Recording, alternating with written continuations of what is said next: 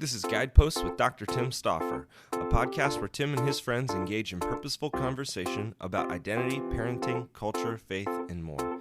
Tim Stauffer is a professor of counseling and a licensed clinical counselor. My name is Sam Meyung, and I'm Tim's friend.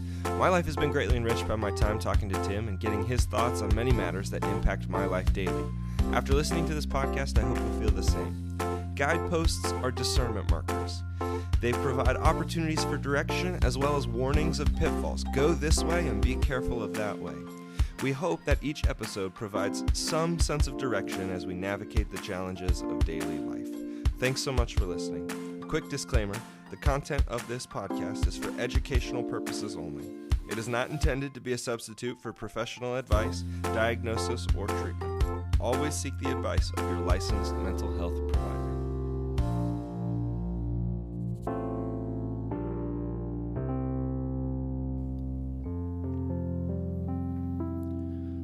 Hello, everyone. Welcome to Guideposts with Dr. Tim Stauffer. It's a pleasure to have you joining us.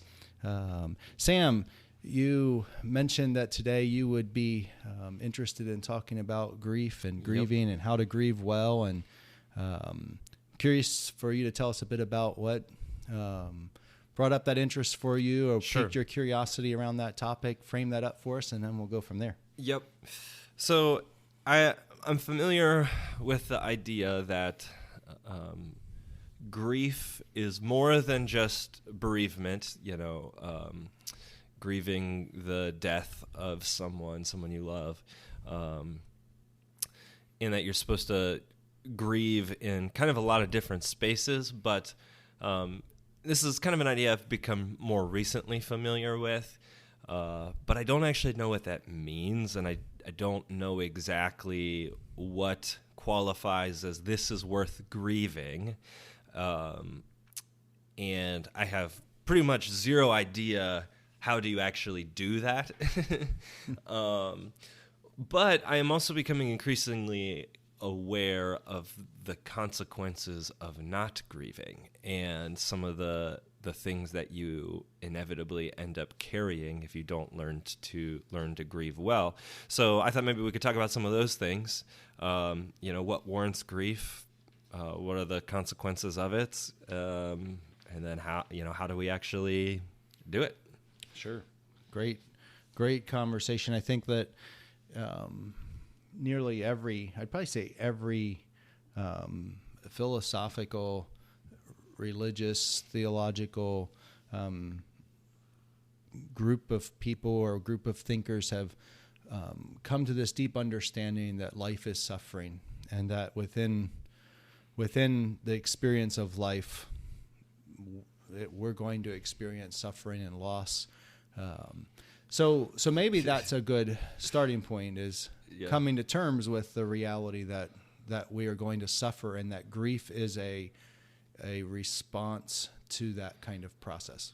Well, you say that, and I immediately go, but that's not the narrative I've been told my entire life living in America, that with consumerism that says you can have whatever you want, be whoever you want to be, like enjoy, take, experience pleasure, so it's to to hear life is suffering is like, whoa, that flies right in the face of I don't know, pretty much everything we've learned. Right. Which makes us really susceptible to unprocessed grief, because it leads us to deny reality. It leads us to experience aspects of life, and we are generally taught, not so much explicitly taught, but generally taught through all the forces that you just mentioned, that life is not about suffering. And if you are suffering, you probably did something that it's your fault.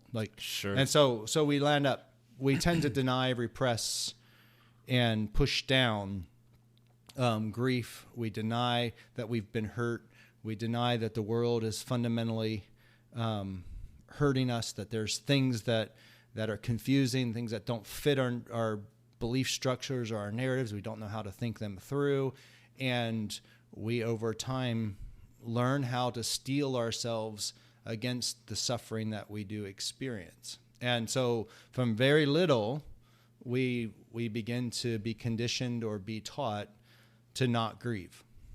And there's an element where there's some strengths to the, it's like we can't be overwhelmed by everything that happens to us. Sure. And have some sense in which life is unfair and we're going to grieve everything with the same kind of intensity. It's like, no, we teach our children that bad things do happen, and you're going to need to have some emotional strength and resiliency to get through those strengths. So you can't keep dysregulating about someone stealing your toy. Sure. It's like children grieve that. It's like if I walk up to you and 2-year-old Johnny walks up and takes the dump truck from 1-year-old, it's like, and he steals the toy and the 1-year-old dysregulates. Over time, we're going to teach them how to have emotional regulation for the things that happen in life that hurt us. But we come out of the womb grieving, like we're protesting in our soul that things are not as they ought to be.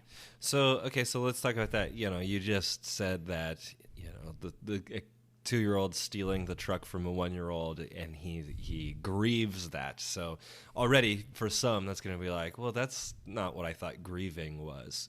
So, what warrants grief? Like what is something that, warrants that? Right. I think that might be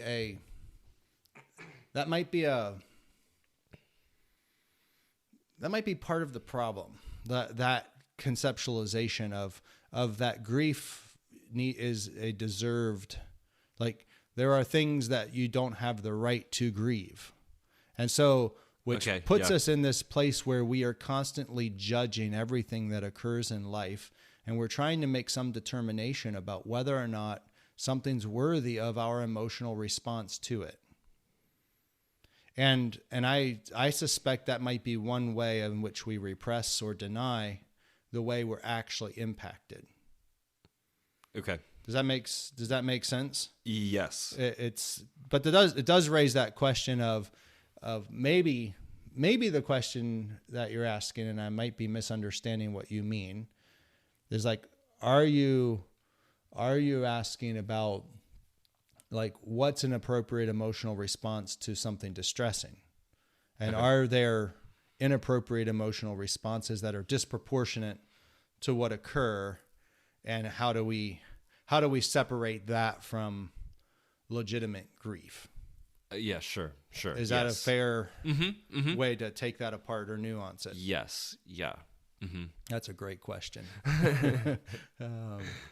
I think that there is an element where we do have to recognize that we have to develop a sense of resiliency.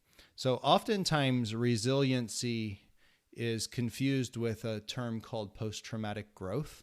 And so resiliency is like this personal attribute or this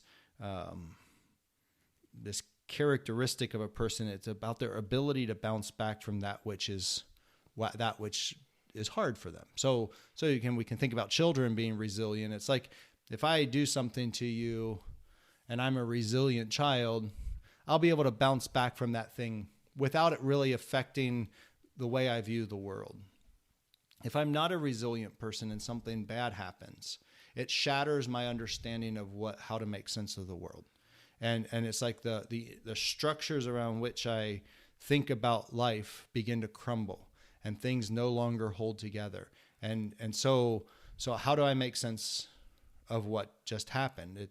And this is what post-traumatic stress is really about. It's this sense that my world has been so catastrophically shattered that the world is no longer a place that's safe, and it's certainly no longer a place that I understand the rules of how to live successfully in it. Okay.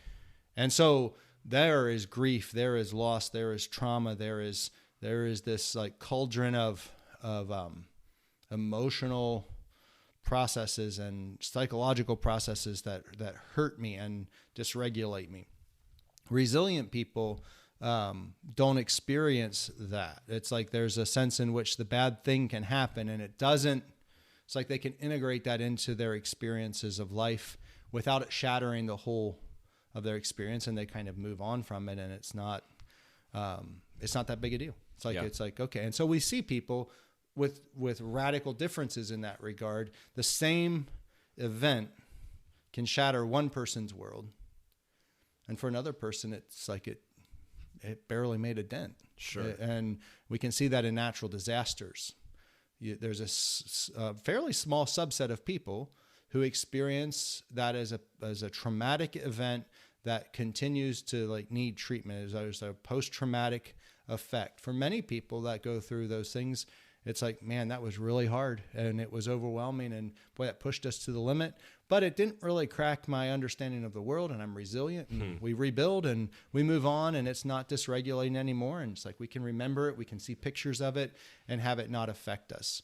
And so those are two ways of thinking about how we respond to things that are traumatic. I would say that resilient people know how to grieve. And so they can express their loss, they can express their sadness, they can express the impact of what occurred with them and have it processed, and they move on. And it's like they adapt to it without much difficulty or without a significant amount of psychological distress. For people who do not know how to grieve and aren't able to process that can lead to kind of post-traumatic disorders, stress disorders. So talk about that a little bit more. If you don't learn to grieve, like some of the consequences of that. Ask me that again in another way. So, well, actually, hold on. Before I'll come back to that question. Because with the, it's kind of still thinking about the idea of like what warrants grief is.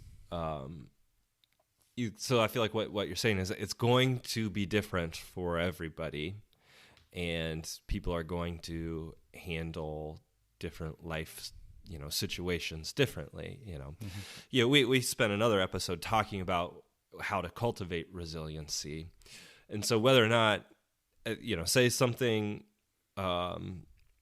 borderline traumatic happens in your life, but you have not been developed to be a resilient person, that's going to need, you're saying resilient people learn how to grieve. So the situation itself still needs grieved, but I think the thing so I guess the question I'm asking about what warrants grief is that the recognition that it's not just death. Right. I would say we need to grieve everything that hurts us. That's the thing that I was like looking for, like. Right. I think that grief, if we just think about grief as some really deep, big thing, like, okay, my child died, kind of grief, and I'm grieving that my brand new vehicle got keyed or a shopping cart bumped it in the parking lot. They're going to be different. It's like to call both of those grief is like to say, yes. It's like, are we really talking about the same thing? Like how do we put those things in the same, how do we use the same words for those two kinds of experiences? However, the emotional responses can be similar. It's like there's a sense in which grief isn't just about something that's dying. We can think actually about the sense that a dream is shattered or a dream dies. And so if I bought a brand new vehicle and it got scratched, it's like whatever dream I had attached to that new vehicle has taken a hit. And there's a sense in which I have to be able to process and express what that is. And we have to cognitively process it. And when we do that work, we can recover from the bump on the car, perhaps in a day, perhaps in minutes, where someone who died it so radically alters the way we understand life and understand. It's like that process may be ongoing for the rest of our lives. It's like we're There we're grieving. There we're going regularly to the cemetery. We're remembering. We're setting up memorials for people. I was just at my nephew's wedding this past weekend, and his mom died when he was, I think, 12 from cancer. And at the wedding, they had a beautiful memorial to his mom set up with a letter that he wrote to her, and it was a very tender, emotional space where it's like I felt grief. I felt this sense of this. I remember her. Yeah. The same his wife lost her little brother years ago, and they had so here they have this memorial to his mom and to this little boy who died years ago, and so it's like there's this sense of grief, there's this sense of beauty, there's this sense of warmth, where it's like that's an ongoing kind of process. It's a way to memorialize and to remember and to make meaning from the significant losses in our lives. It would be really odd for us to do anything of that nature with grief, such as our car took a hit. It's right. like they're not the same, but they are in the same family. They are in the same sense of emotional processes of if I worked really, really hard, and for a very long time I was really poor, and I busted my butt and I worked really hard, and I had this vision of, you know what, someday I want to get out of this space of poverty, and I'd like to be able to buy a new car, and I want that, and that car symbolizes something for me that's really, really significant. And I finally have achieved. I've broken through the barriers and the obstacles. I pressed through. I worked hard. And now I bought my new car. And 1 week later, I'm in the parking lot, and somebody thoughtlessly rams their cart into the side of my brand new car. And what happens to the cognitive structures of that person? What happens with the way they make meaning of that event?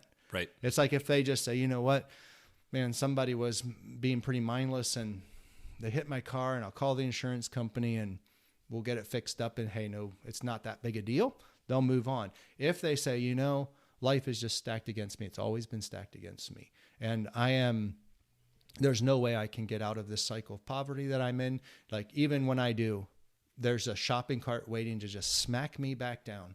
And now the thing that I dreamed about, the thing that I was working so hard, the thing that symbolizes this process has now just been taken from me. And if that's it's like the amount of grief that could be attached to that car for that person, radically different than the person who, you know what, they could go buy 3 new cars every year and not have it impact the way they do life because they make so much money, and new cars are not really that big a deal. And well, that's where grief becomes across this continuum. It's like it's about what something means more than the actual event. And that's where a lot of us misunderstand people who are grieving. It's like we often take our own conceptualizations of what matters and what we make meaning out of, and impose that on somebody else. So like, what's not that important to me, but then I watch it, break somebody else, and you go like, what's the big deal here? Is, like with that shopping cart story, that's a great example, because it's like you don't see that backstory, you just see that moment. And so, when someone is experiencing grief, what is that backstory? What did this actually mean to that person? Right. And I think one of the other things, you're talking about like anything that hurts us, a dream that's shattered or dies, relationships too, I think like would be if a relationship ends or a breakup or something, that's like all of those things kind of combined in there, or job loss, like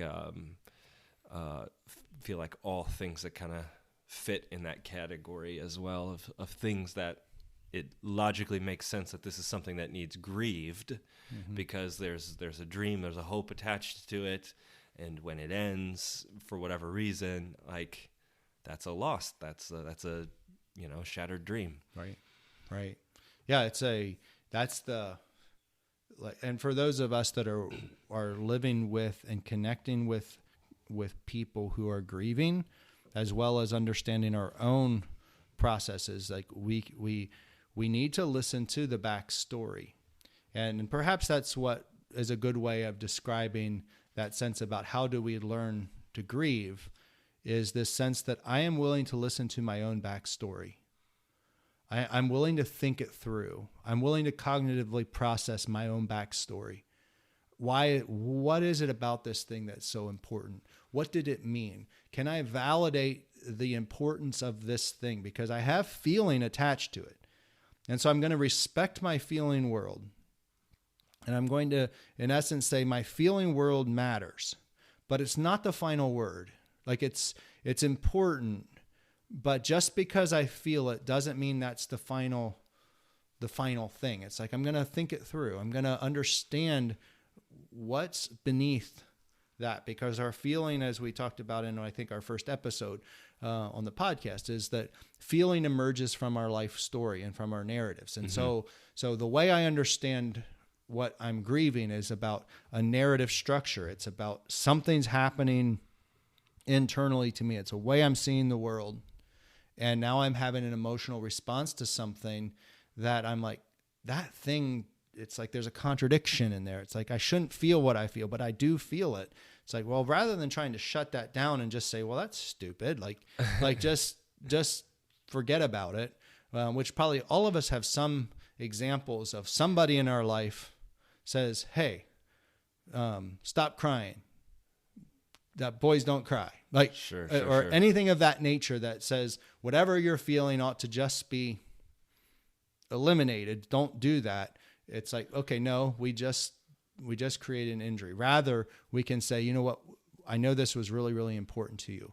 Is there another way for us to look at it? Or tell me your story. And as we narrate the story, people can then begin to create new levels of meaning or new levels of understanding. It's like their conceptual map of the world grows a bit bigger. And so it's like the world's still a risky, scary place, but I'm rising to the challenge of what's confronting me, and I have what it takes to face the increasing complexity.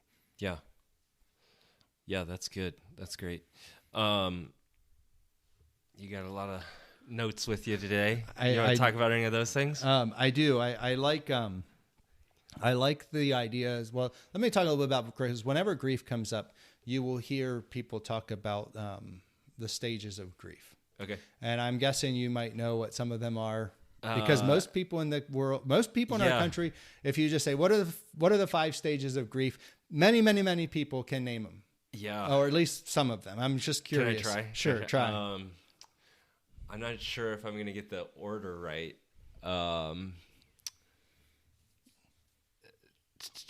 Denial. Good. Anger. Good.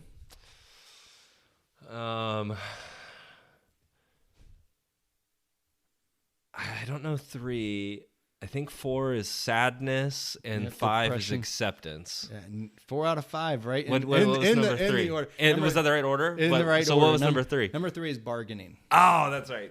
Yes. And so it's the 5 stages of grief have become almost like, have been so popularized that many people can name them. And it was Kubler-Ross who developed these 5 things from case studies of working with people who were terminally ill.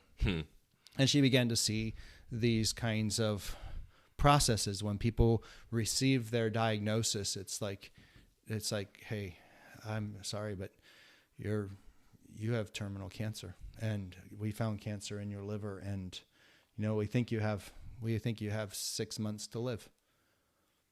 What's the first thing you're going to say to the doctor? No way. Like there's no capacity for us to take in that kind of information without denial. Denial is an essential part of the process. And so these 5 processes were developed through her work in this kind of field, and her book was very popular because she began to put a name and names to an experience that many people resonated with. Sure. And it sounded right. The challenge is that researchers today really cast a lot of doubt on that being the best way to think about grief. Interesting. In fact, most of us in the professional field would say that's probably not the best way to think about grief. It's helpful, and I appreciate her work a great deal. But it's not complete. Okay. And it's certainly not linear.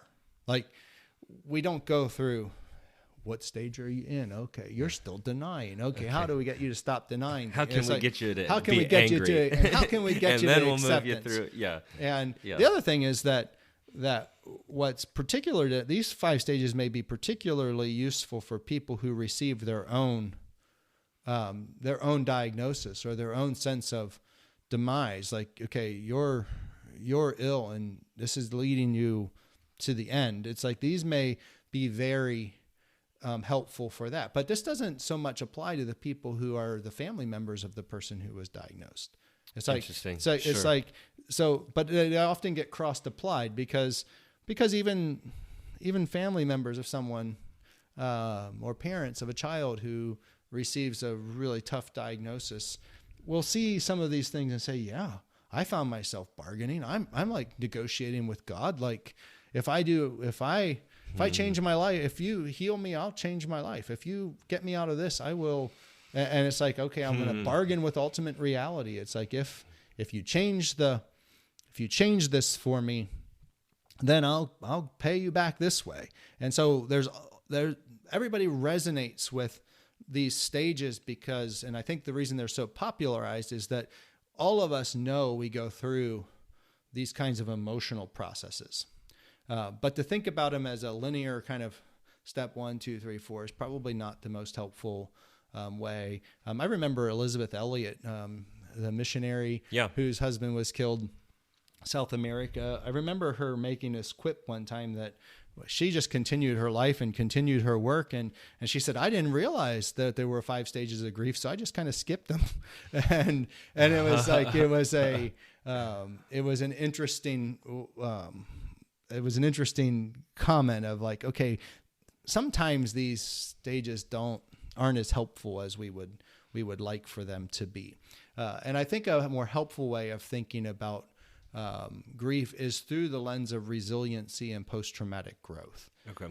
And so while the stages can be helpful and we can say, yes, I'm feeling angry. Well, that's a really legitimate way of expressing how you feel about someone who died. It's like, I'm really angry about this. It's like my soul is protesting it. It's like, it's not okay. And it's like, of course we're going to feel some anger. Of course we're going to feel some sense, but the goal should never be to get somebody to just accept reality as though that's a final step. Okay, I'm just accept it. Now I'm going to move on. It's like, that's an unhelpful way to think. And it's probably not what Kubler-Ross would even describe. It's not how she would describe acceptance. Sure. But many people kind of truncated into that. Like, we accept it. Now we're fine. We move on. We don't have to think about it anymore. It's in the past. Don't keep bringing it up. It's like, that's not useful. So some ways of thinking about post-traumatic growth is fostering a sense of appreciation for life.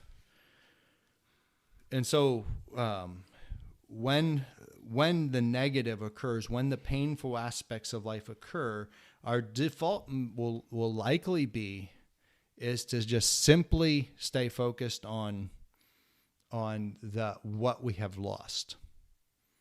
And it's like we need to be able to continue to put words to what we have lost, but we want to do it in connection with what we appreciate and what we're grateful for. Yeah. Because what gratitude does and what appreciation for life does is it breaks the stranglehold of resentment that will grow from severe loss. So if you intentionally smashed my car in the parking lot, my resentment towards you will take a hold, and if I'm not careful, that resentment will become way more than just my car. It will pervade across my life. And so what we want to do is be aware of avoiding resentment to God, resentment to other aspects of life, and we want to foster a sense of appreciation for life. We also need relationship with others, and this is where it's really important for community to not push people towards acceptance.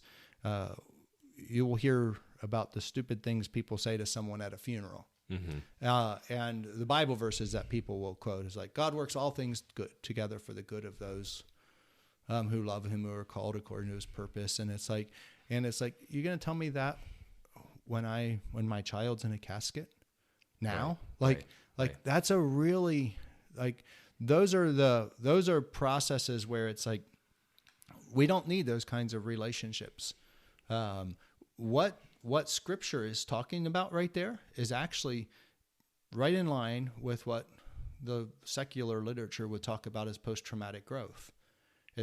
There is a hope for radical good from something really radically bad. Yeah. But it takes time and process, and a person should never be pressed to that space. And relationship with others is that I will be willing to sit with you in your grief. I will grieve with you. I will weep.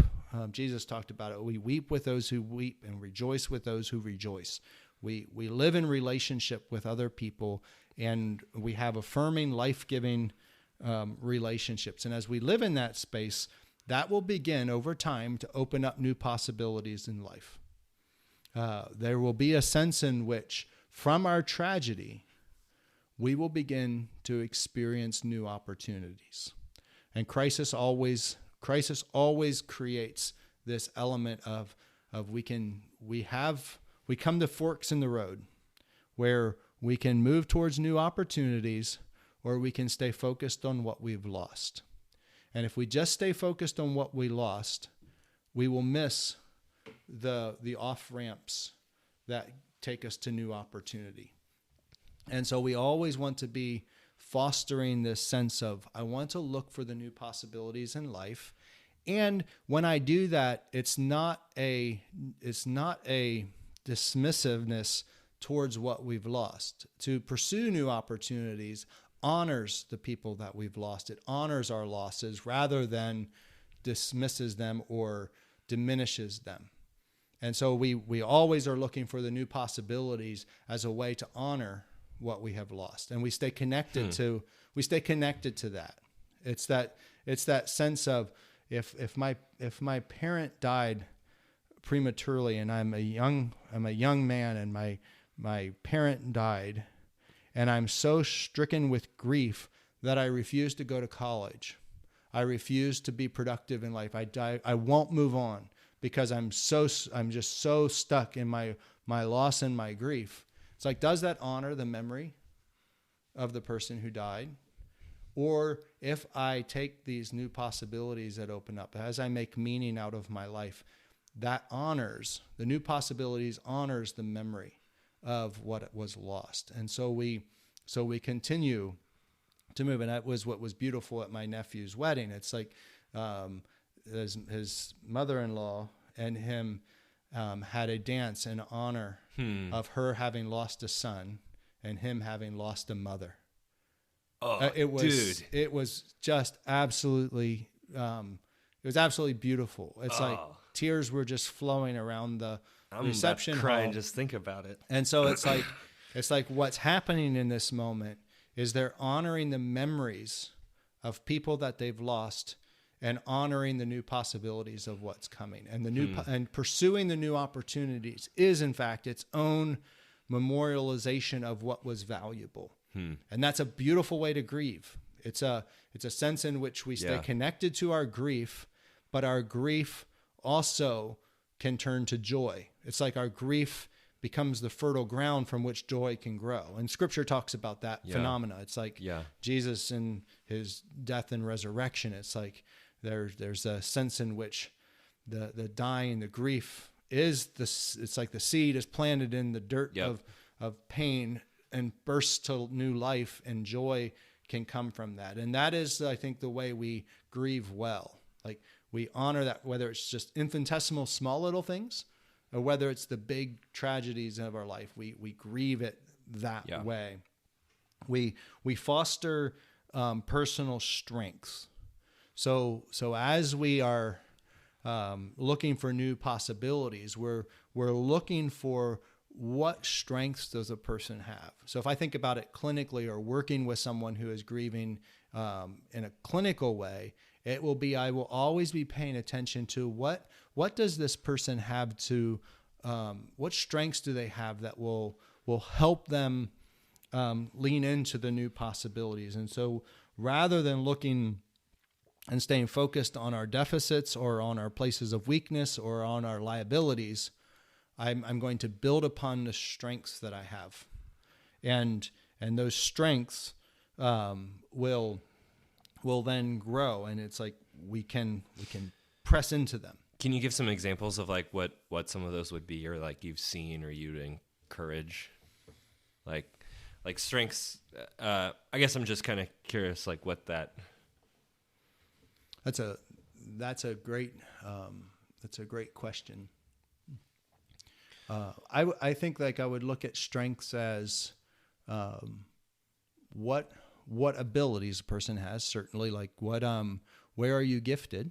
What talents do you have? What are the so let's just say somebody is an artist. Okay. I would be like, I would want to develop like therapeutic interventions that tap into their strengths where they're an artist, and they can begin to utilize their strengths to make meaning and find. Like, so we're talking very tangible thing. Yeah. That's very tangible strength. We can look at if someone is a musician, write a song. If someone is loves just connecting with people and helping people, volunteer somewhere. Help other people.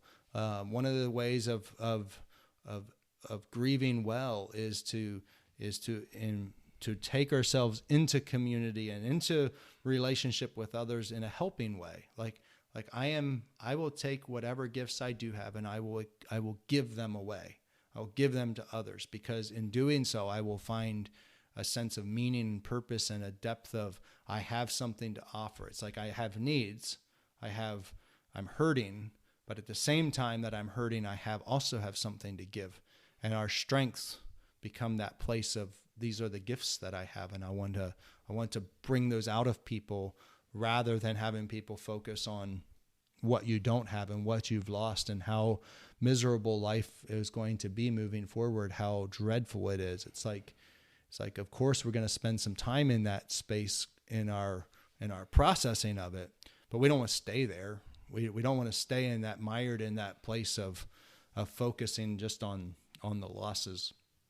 And then kind of the final kind of process, and all of these are like ongoing process, not so much stages, but just the spiritual change that occurs. It's like we're going to have to integrate and find meaning out of what occurred in life. And it's like we ask really, really hard questions about life and philosophy and theology and God and other. It's like, and so we grow spiritually through our grief.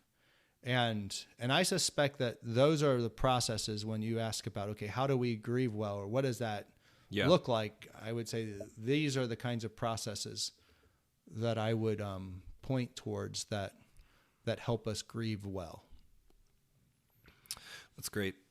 Those are helpful. What would you say for somebody who's, not really been intentional with grief or grieving, and especially someone who hasn't realized that, the losses in life other than death warranted grief as well, and they've just been building for a long time? Where should that person start? If you've got all of this ungrieved stuff in your life, and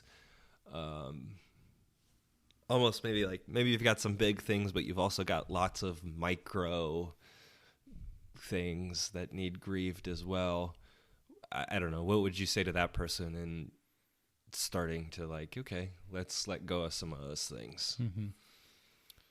I would say learn to write. Learn to, whenever we feel stuck and there's things inside, writing is a way of unlocking that process, just start to put words to it.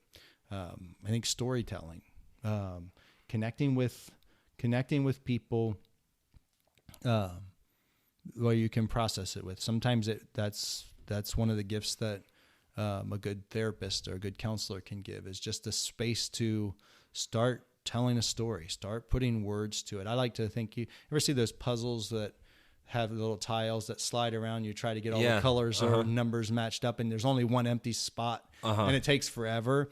When we start to write, or when we start to talk to other people and with a level of depth, it's like you took one tile out of that and made room. And now you have two empty spots. And if you ever done those puzzles and you take out one and you have two spots, man, you can clean up that puzzle so fast. Interesting. Yeah. Because it's like there's space to organize. And so what happens for a lot of people is they've never told their stories ever. I've had people sit in my office and who are middle-aged individuals, and they look at me and say, "You're the very first person I've ever told this story to." And it's a story of something that happened to them when they were 7. Yeah. It's like, whoa, well, that means your whole life has been organized around one empty spot, and you're shuffling everything around, and you can never quite find the space to get it all processed. Take out a tile. And that's what I think the gift of writing, as well as interacting with others, whether it's a therapist, whether it's a good friend, whether it's a pastor, whether it's somebody who's loving, competent, and that isn't just seeking to solve your problems and get you fixed up so that you stop being a problem. It's like when we have people like that in our lives, that can happen in small groups within churches. It happens in support groups. It takes out some tiles so that person can tell their story. Happens in places like AA and recovery groups. We're going to tell the story. You're going to get a sponsor. You're going to begin to open up the dialogue. And as we do that, the pieces can begin to fall into place. We begin to grow. We begin to learn.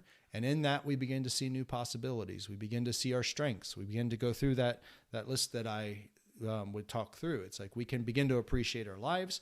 We have relationships with people. And in that, new possibilities emerge. Our strengths can be expressed. And we re-narrate our lives. It's like we look at those cognitive structures or schemas, or the way we looked at the world, those life narratives, and we begin to renegotiate them. We begin to change them. We begin to say, I looked at this wrong. Like, this was not the best way to narrate this story. This is a much healthier way to narrate it. That's going to impact the way we feel. It's going to impact our behavior, and we can begin to thrive. Yeah. That's great. So I think that would be the starting point. Yeah. No, that's great. It might be the starting point and the end point. It's like there's an element of like, that is the work. It's like that is the process of will you find the courage to be honest and tell your story? Will you find the courage to say, I am willing to acknowledge that I've been hurt, and that hurt negatively impacts me today? Many people, that's the obstacle. It's like, I don't want to acknowledge that. I don't want to have to say, because I don't want to cry. Sure. I don't want to express negative affect. I don't want to be angry. I don't want to express my anger. I don't want to. And so it boils inside, and it's like a pressure cooker. It's like at some point the pressure valve pops and some energy gets taken out, but then it seals back up and we boil some more. And it's like, you see it in road rage. That's what road rage is all about. It's like it's like you're going to kick the cat rather than deal with what's really going on, because you're going to take it out on the most vulnerable and the anonymous. So road rage, I can express all sorts of angst. So if you're really angsty on the road, there's a really good chance that you have unprocessed stuff. And now I said that, and many people probably will just say, oh, that's just stepping on my toes, because many people, and I'm included, it's like the days when I'm most agitated on the road are the days when my life feels the most out of control, or the most uncertain, or the most tense. The days when it's like I'm driving and hey, nothing matters. It's like, well, life is, it's like, what is that about? It's like there's unprocessed stuff that comes out at the crazy driver who's an idiot, and I want to cut them off, or I want to teach them a lesson. And it's like they become almost like the archetype of all the evil in the world. And you think that you can run up past me and get ahead of me for that construction thing up there? I will show you. Yeah. And it's like, there's this element of we think we're teaching justice, but we're not. We're actually taking out our vengeance on the person who's aggressive. Yeah. And it's pent up old stuff. I'm curious, we don't have to talk about this, but I am curious if, similar to the road rage thing, is our usage of social media sometimes. But interestingly enough, one of the things that helps is to write. And so oftentimes, you'll see on social media these just like blasted out ramblings that are often angry, that are often pointed at something or someone, but there still holds this sense of like, I'm sending it out into the void. And I'm curious if a lot of this is somehow, it becomes almost an inappropriate platform where, without realizing it, people are trying to unpack pains, hurts, grief, but it's not the safest place to actually do that, but people are, because it is, I don't know. So I think you're onto something. I suspect if I had to just decide right now, I would sign up for that theory. Like I would say, like, that really resonates with me as a way of understanding the intensity with which people engage. Like, I've had people engage with me on places of social media where it's like there's this immediate angstiness where it's like what's the purpose? Like it's not relational. It's certainly not the way you'd communicate face to face.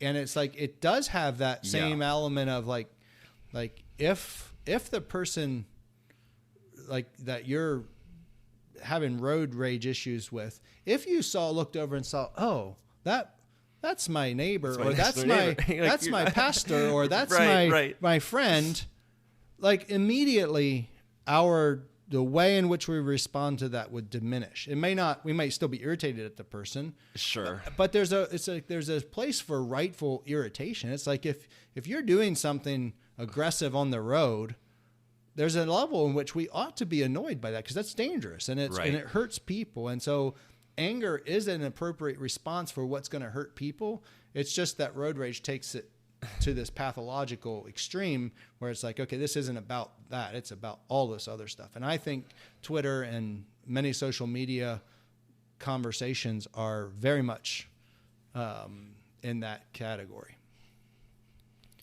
Dude, well, I'll write up my thesis and I'll get it back to you. Yes, well, we have to.